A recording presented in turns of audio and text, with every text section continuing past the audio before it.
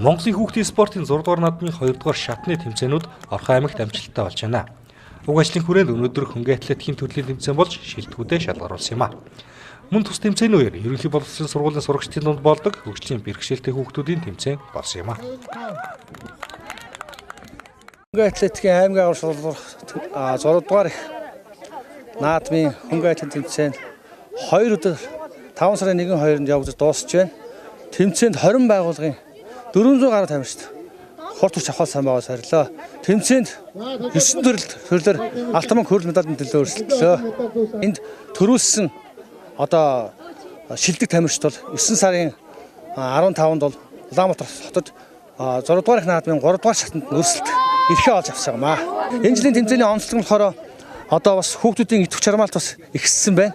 Нодлон бол аймгийн аварга шалгуулт тэмцээнд 250 гаруй тамирчид оролцож байсан бол энэ жил 400 гаруй тамирчид оролцож одоо бас байгууллагуудын бас идэвх чармаалт, биеийн тойрны багш нарын идэвх чармаалт, хүүхдүүдийн идэвх чармаалт, секс дугуулгуудын одоо бас үр дүн бас энд харагдаж байна. Энэхүү тэмцээн ойрын болон холын зайнгүйлт, уртын харьяалт, бөөрөнцөг шидэл зэрэг төрлүүдээр боллоо. Ойрын зайнгүйлтийн 200 метрт ирээдүйн одоо сургуулийн сурагч тэргүүллээ. Наа халуун гэдэг бирээдээ одоо сургуулийн 9 анги сурдаг. Би тэгээд хөнгөн атлетикийн тэмцээнд 200 м 54 хүүхэдтэй оролцоод 33 секундаар нэгт орж ирсэн.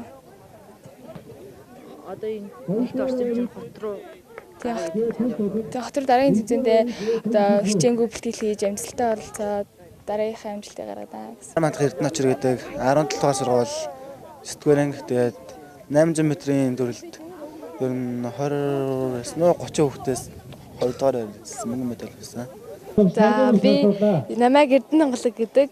Би ирээдүйд сургуулийн 7 дугаар анги. Тэгээд хэдэн хүүхэд орлоо? 30 хүүхэд оролцсон. Тэгээд би 3-т ирсэн.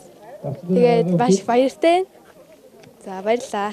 Би 16 дугаар сургуулийн 11 дугаар ангийн сурагч намайг Орхон Сэлэнг гэдэг. Энэ бөөрөнцөг шийдэл төрөлд 2 дахь жилдээ оролцож байгаа. Нодлон мөнгө авч ирсэн энэ жил хүрэл авлаа. Тэгээд 30 гаруй хүүхдүүдтэй өрсөлдлөө. За 800 м-ийн зайд 3 дугаар ойрыг Хүүхдийн спортын 6 дугаар их наадам энэ оны 9 дугаар сард нийслэл зохион байгуулагдах гэж байгаа лээ. Тиймээс энэхүү тэмцээнд төрүүлсэн шилдэг хүүхдүүд хүүхдийн спортын 6 дугаар их наадамд Орхон аймгийн төлөөлөн оролцох хэрэгтэй болно. спортын болон сургуулийн ангид